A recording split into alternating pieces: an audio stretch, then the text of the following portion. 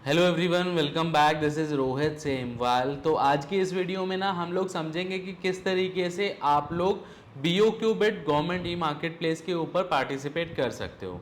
देखो, BOQ bid होता क्या है। BOQ की फुल फॉर्म है बिल ऑफ क्वांटिटी। जैसे कि मैंने पहले भी बताया है कि BOQ बिड उन चीज़ों के लिए एप्लीकेबल है जिन चीज़ों की कैटेगरी जिन पे अवेलेबल नहीं है। बेसिकली BOQ बिड जो है ना, वो बल्क प्रिक्योरमेंट के लिए यूज़ होती है। कोई एक प्रोडक्ट जेम पे नहीं है तो उसके लिए कस्टम बिड होती है। जेम की गाइडलाइंस ये कहती हैं कि 5 से ज़्यादा प्रोडक्ट ऐसे हैं जो जेम पे अवेलेबल नहीं है और बायर को एक ही बिड में उन्हें प्रिक्योर करना है।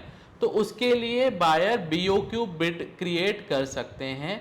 एक्सक्लूसिवली उन्हीं चीज़ों के लिए है जिनकी कैटेगरी जेम पे नहीं है। तो BOQ बिड में ना लोगों को कन्फ्यूजन बहुत रहता है कि क्या हम उन चीज़ों के लिए BOQ बिड कर सकते हैं जिनकी कैटेगरी जेम पे अवेलेबल है, या फिर अगर कोई 2 आइटम अवेलेबल है, 3 नहीं है, तो उसके लिए हम BOQ बिड कर सकते हैं। तो मैंने हमेशा से आपको ये बताया है कि हमेशा से अगर आपको कोई भी बिड करनी है जेम पे और अगर प्रोडक्ट की कैटेगरी अवेलेबल है तो उसमें आपको कैटेगरी बेस्ड बिडिंग ही करनी है और उसी में कैटेगरी बेस्ड बिड में ही वो टेंडर निकलेगा। BOQ बिड या फिर कस्टम बिड आप उसी केस में कर सकते हो जिस केस में उस प्रोडक्ट की कैटेगरी जेम पे अवेलेबल नहीं है। तो आज हम लोग समझेंगे कि BOQ बिड किस तरीके से आप पार्टिसिपेट कर सकते हो। BOQ बिड पार्टिसिपेट करना ना बहुत ही ईजी है। एकमात्र बिड जेम पे ऐसी है जिसके लिए आपको कोई भी कैटलॉगिंग नहीं करनी पड़ती। प्रोडक्ट बेस्ड बिड हो, सर्विस बिड हो, कस्टम बिड हो या फिर बंच बिड हो, कोई भी बिड आप पार्टिसिपेट करने जाओगे ना तो सबसे पहले आपको कैटलॉगिंग करनी पड़ती है, तभी आप बिड पार्टिसिपेट कर पाते हो। बट BOQ बिड के केस में ऐसा नहीं है। BOQ बिड में आपको कोई भी कैटलॉगिंग नहीं करनी पड़ती और मेरा ये मानना है कि सबसे ईजी है BOQ बिड पार्टिसिपेट करना। तो आइए समझते हैं कि किस तरीके से आप लोग BOQ बिड पार्टिसिपेट कर सकते हो। बीओक्यू बिड जब आप पार्टिसिपेट करने जाते हो तो यहाँ पे सिंपल आप बीओक्यू टाइप करोगे और सॉफ्टवेयर आपको बीओक्यू टेंडर दिखाना स्टार्ट कर देता है। अब बीओक्यू टेंडर आप कैसे आइडेंटिफाई कर सकते हो टेंडर डॉक्यूमेंट को देख के? तो वो भी जब आप टेंडर डॉक्यूमेंट डाउनलोड करते हो तो ना यहाँ पे आपको क्या डिफरेंस देखने को मिलता है। देखो, स्पेसिफिकेशन डॉक्यूमेंट तो आपको सेम देखने को मिलता है जैसे कि कस्टम बिड में देखने को मिलता है। इसको आप डाउनलोड करोगे तो वो पीडीएफ देखने को मिल जाएगी जो बायर ने अपलोड करी है। बट उसके नीचे यहाँ पे ना एक एडिशनल ऑप्शन आपको देखने को मिलता है, BOQ detail document. BOQ detail document का मतलब ये है, देखो ये एक एक्सेल फाइल होती है जिसका यूज पहले तो सेलर के लिए होता था बट अब नहीं होता। अब नॉर्मली ना इसमें जो भी बायर को रिक्वायरमेंट है, बायर वो एक एक्सेल में उस बीओक्यू को बना के अपलोड करता है। इसमें आपका कोई यूज नहीं है। मैं दिखा देता हूँ किस तरीके का ये होता है।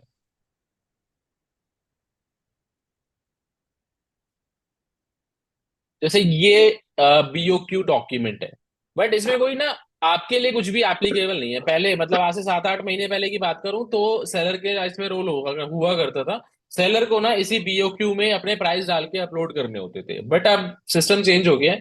अब अगर आपको बीओक्यू में पार्टिसिपेट करना है तो वहीं पे मतलब जेम के सॉफ्टवेयर में ही आपको ऑप्शन मिल जाता है टेंडर पार्टिसिपेशन का। तो बीओक्यू बिड किस तरीके से आप पार्टिसिपेट करोगे? तो जिस भी टेंडर में आपको पार्टिसिपेट करना है आप क्या करोगे, पार्टिसिपेट पे क्लिक करोगे। मैंने बताया था बीओक्यू बिड एकमात्र बिड ऐसी है जिन पे जिसके लिए आपको कोई भी कैटलॉगिंग नहीं करनी पड़ती। ठीक है, यहीं पे सारी चीजें सेम है, कब निकला कब खत्म हुआ, स्पेसिफिकेशन डॉक्यूमेंट सेम आपको वहीं मिलेंगे जो टेंडर डॉक्यूमेंट की तरह था। सबसे इजी है बीओक्यू बिड पार्टिसिपेट करना, यहीं पे ऑप्शन मिल जाता है आपको। जब आप ये बायर की रिक्वायरमेंट है, आप क्या ऑफर करना चाहते हो, सेलेक्ट कैटलॉग पे क्लिक करोगे और यहीं पे मेक एंड मॉडल आप मेंशन कर दोगे। जैसे मैंने एन ए कर दिया।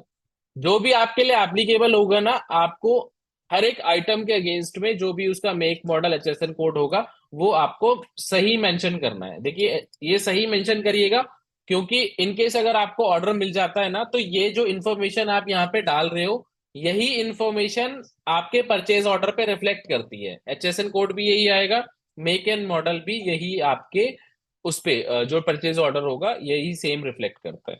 तो आपके लिए जो एप्लीकेबल है एक एक करके आप यहाँ पे डालेंगे। बहुत ही इजी है बीओक्यू बट पार्टिसिपेट करना।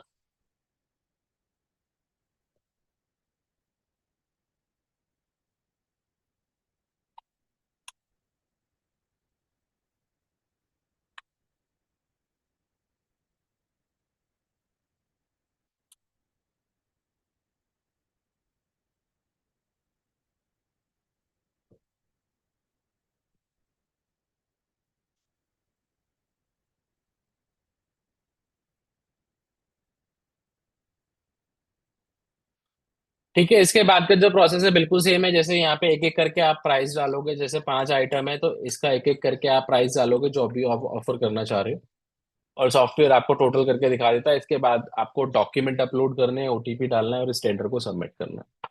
तो जब भी टेंडर निकलता है ना, सारे ही टाइप्स के टेंडर हम लोगों ने पार्टिसिपेट करके देख लिए। अगर कोई टेंडर ऐसा है जिसमें आपको कोई डाउट है, कोई क्वेश्चन है, और आप बायर से पूछना चाहते हो, तो आप पूछ सकते हो। मैं बताता हूँ कि कैसे आप अपनी क्वेरी पूछ सकते हो बायर से।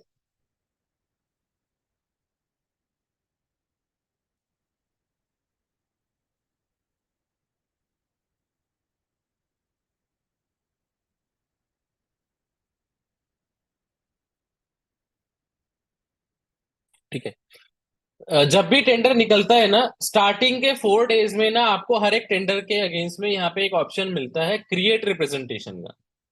क्रिएट रिप्रेजेंटेशन पे जाके अगर आपको कोई क्वेरी है, आपको कोई क्वेश्चन है, तो आप बायर से पूछ सकते हो। बायर के लिए मैंडेटरी है इस क्वेरी का रिप्लाई करना। बायर चाह के भी इस क्वेरी को इग्नोर नहीं कर सकता। इनकेस अगर बायर इग्नोर करता है या फिर उनसे मिस हो जाता है, तो जब वो टेंडर ओपन करने जाते हैं ना, तो सॉफ्टवेयर उनको टेंडर ओपन ही नहीं करने देता। मान लीजिए टेंडर निकला 10 तारीख को और खत्म होना है 20 तारीख को। आपने 12 तारीख को एक रिप्रेजेंटेशन डाली थी जो बायर से किसी भी कारण की वजह से मिस हो गई। तो जब बायर 20 को उस टेंडर को ओपन करने जाएगा ना, तो सॉफ्टवेयर उसको ओपन नहीं करने देगा। बायर को पहले उस टेंडर को 3 दिन के लिए एक्सटेंड करना पड़ेगा, आपकी क्वेरी का रिप्लाई करना पड़ेगा, तब जाके वो उस टेंडर को ओपन कर पाएंगे। तो ये बहुत अच्छा ऑप्शन है। अगर आपको किसी भी टेंडर में कोई डाउट है, कोई क्वेश्चन है, तो आप अपने बायर से यहाँ पे क्वेरी पूछ सकते हैं। 4 दिन बाद ना ये विंडो क्लोज हो जाती है। जैसे देखो, ये टेंडर निकला है 8 तारीख को, तो इसमें क्रिएट रिप्रेजेंटेशन का ऑप्शन आ रहा है। ये 2 तारीख को निकला है तो यहाँ पे माई रिप्रेजेंटेशन आ रहा है। इसमें जो वो विंडो थी क्रिएट रिप्रेजेंटेशन की, वो क्लोज हो गई है। माई रिप्रेजेंटेशन में अगर आपने कोई रिप्रेजेंटेशन डाली होगी, तो वो आपको देखने को मिलती है। तो कुछ इस तरीके से ना आप लोग बीओक्यूबिट गवर्नमेंट ई मार्केट प्लेस के ऊपर पार्टिसिपेट कर सकते हो। कोई डाउट है, कोई क्वेश्चन है, मेरा ईमेल आईडी डिस्क्रिप्शन में दिया हुआ है, आप मुझे डायरेक्टली मेल भी कर सकते हो। नेक्स्ट वीडियो में हम लोग समझेंगे कि जिस भी टेंडर में आप पार्टिसिपेट करते हो तो उनका रिजल्ट आप किस तरीके से चेक कर सकते हो, या फिर जो टेंडर आपने पार्टिसिपेट नहीं किए हैं उनको भी आप चेक कर सकते हो कि किसको वो टेंडर मिला और किस प्राइस पे मिला, ताकि आप अपना कंपटीशन के प्राइसेस भी चेक कर पाओ। और फिर आगे हम लोग मूव करेंगे डायरेक्ट परचेज के ऊपर और बाकी के टॉपिक्स के ऊपर। तो जल्दी मिलेंगे एक नई वीडियो के साथ, तब तक के लिए थैंक यू सो मच।